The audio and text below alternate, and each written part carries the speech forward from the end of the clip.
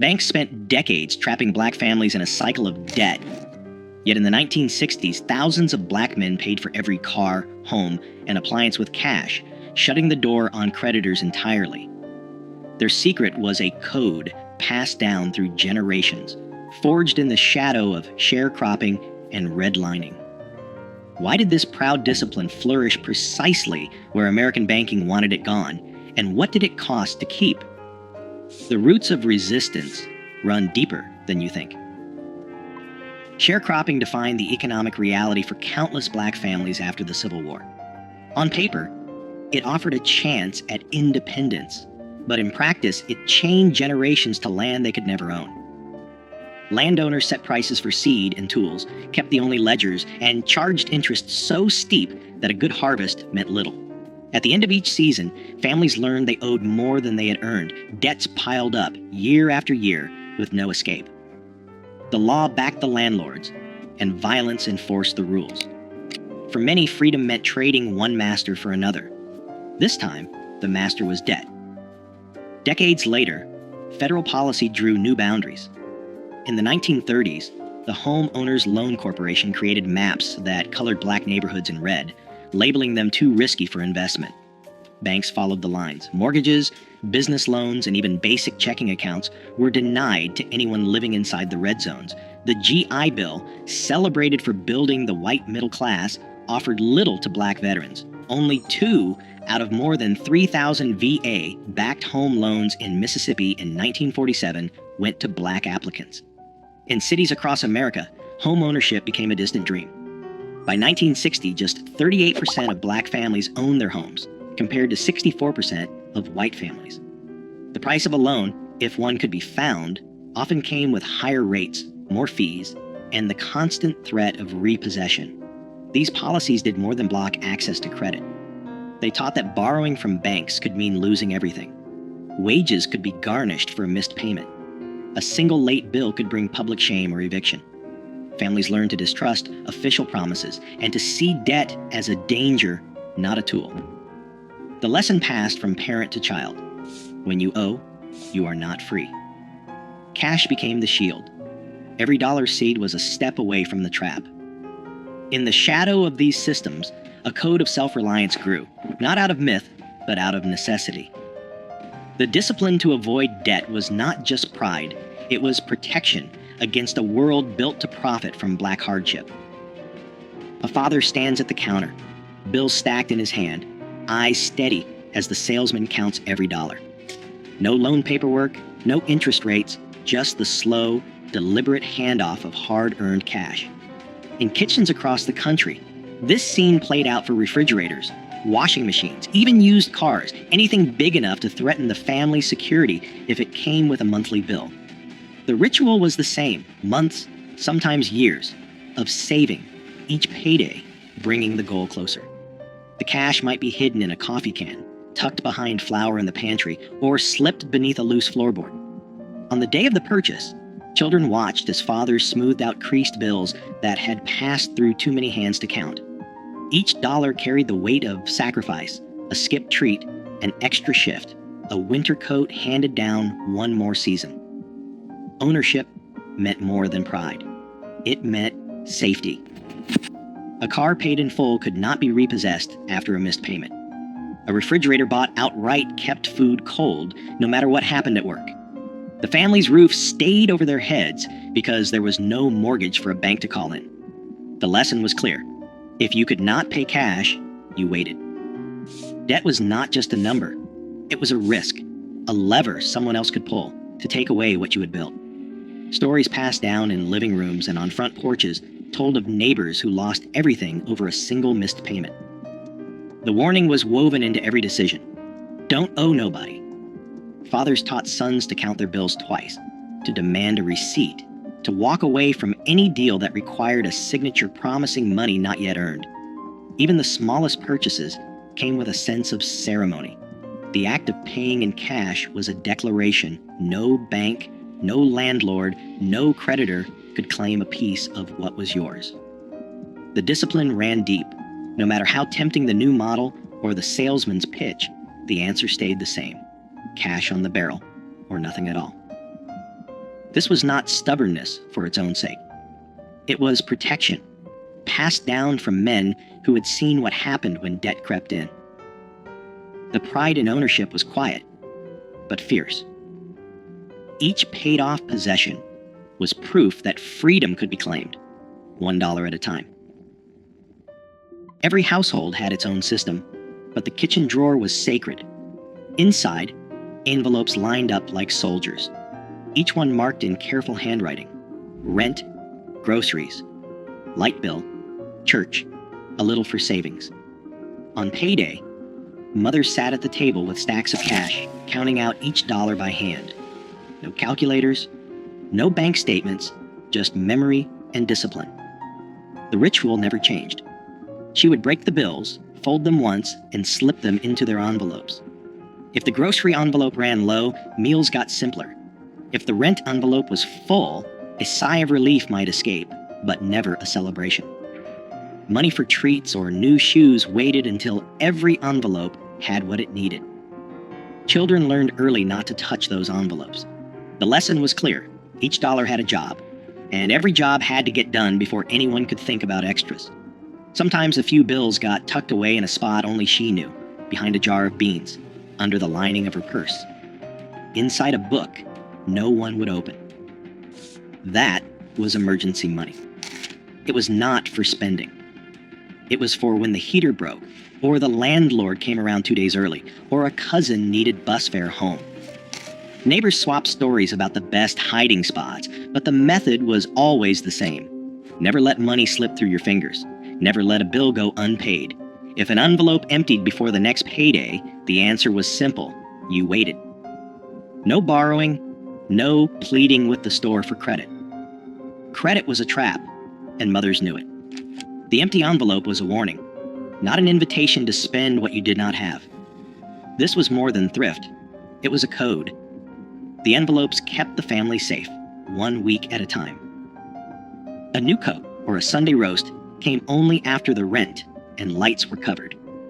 The rules were strict, but they kept the wolves from the door. Children grew up watching, learning that every purchase was planned, every expense measured. The kitchen drawer, with its stack of envelopes, was the real bank, the only one that could be trusted. The layaway counter at the local department store was a familiar stop for families who refused to risk what little they had on credit. At Sears or JCPenney, a mother might place a winter coat or a child's bicycle behind the counter in August, leaving a few dollars each week until the final payment set it free. There was no interest, no paperwork, and no fear of a missed payment turning into a crisis. Clerks recognized regulars by name, sometimes calling out when a new shipment arrived or a sale was coming up. Each payment was recorded in a logbook, a quiet tally of patience and discipline. The item stayed locked away untouched until every dollar was paid. Then, and only then, did it belong to the family. Around the holidays, banks and savings clubs ran ads for Christmas clubs, inviting customers to deposit a little each week. By December, the bank handed back the total in cash, ready for gifts or a special meal. There was no temptation to borrow or run up a tab. The Christmas Club passbook, stamped with each deposit, became a small badge of pride. It was proof that waiting brought its own reward, that a holiday could be joyful without a single cent owed. For families who remembered the shame and danger of borrowing from landlords or store owners, these systems offered something rare: control.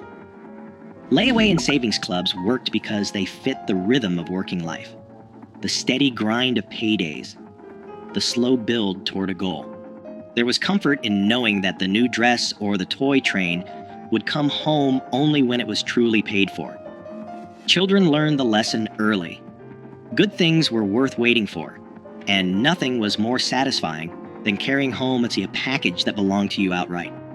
Even as department stores began to push credit cards and instant approval, many families held on to these habits. The layaway counter stayed busy through the 1960s, a quiet rebellion against the lure of easy debt. In the end, every purchase was a small victory, earned, not owed. In back rooms and kitchens across black neighborhoods, the susu was as steady as the ticking of a clock. 10 neighbors, each with a folded bill, gathered around a table. No paperwork, just trust. Every week, each person contributed the same amount, and one member took home the pot. The next week, it was someone else's turn. The cycle continued until every hand had received a share. If a payment was missed, word traveled fast. The consequences weren't legal, but personal. A lost place in the circle, a loss of respect. In cities like Detroit and New York, these rotating savings clubs, rooted in West African tradition, helped families buy appliances, cover hospital bills, or send a child to college, all without a bank's permission. Barter wove another safety net. A mechanic traded a brake job for a basket of tomatoes. A seamstress hemmed pants for a sack of potatoes. Skills moved through the neighborhood as quietly as cash, and every exchange kept money close. Repairs stretched the life of radios, shoes, and washing machines. Nothing was wasted. A broken toaster found its way to the neighbor with a soldering iron and a knack for coaxing life from tired wires. Oral histories recall how these trades built a web of support, sidestepping the need for credit and keeping families afloat. Churches anchored these networks. Sunday offerings funded more than sermons. They paid for groceries, rent, or a few dollars slipped into a father's hand after service. The help came quietly, with the understanding that one day the favor would be returned. Sermons warned that debt was a shackle, not just a number. The church's aid was both spiritual and practical, reinforcing the lesson that freedom meant living within your means. Insurance agents from North Carolina Mutual and Atlanta Life walked door to door collecting dimes and debit books. These small premiums bought peace of mind, a dignified funeral, a cushion for hard times. The agent knew every family by name. Miss a payment, and the agent returned, not with threats, but with concern. Accountability ran both ways. Each system, susu, barter, church, insurance, rested on a single rule: take care of your own. Pride in these arrangements ran deep, proof that even when banks shut their doors, Black families could build wealth, protect each other, and remain free from debt. Credit offers began arriving in mailboxes, thick envelopes promising instant approval, and a line of credit with no questions asked. The language was slick: buy now, pay later, no money down, just sign and take it home. Department stores and national banks, locked out of Black neighborhoods for decades, now saw a new market. They sent out applications by the thousands, sometimes addressed to resident or occupant, hoping to catch anyone willing to bite. The numbers looked tempting: a bank AmeriCard with a $500 limit, a Sears card for new appliances, a department store line for back-to-school clothes. But the fine print told a different story. Interest rates hovered at 18%, sometimes higher. Annual fees chipped away at any savings. Miss a payment, and penalties stacked up fast. Late fees, higher rates, even threats of wage garnishment. Newspaper ads and radio jingles painted credit as a ticket to the American dream. In reality, the terms were designed to keep balances growing. A $200 refrigerator bought on credit could cost $300 to $50 by the time it was paid off. Department stores trained clerks to pitch store cards at the register, offering discounts on the first purchase but locking families into revolving debt. Some banks used out-of-state charters to sidestep local usury laws, importing higher Nebraska or South Dakota rates into cities like Detroit and Chicago. Letters arrived every week, each one promising a better life, each one a trap disguised as opportunity. The pressure was relentless.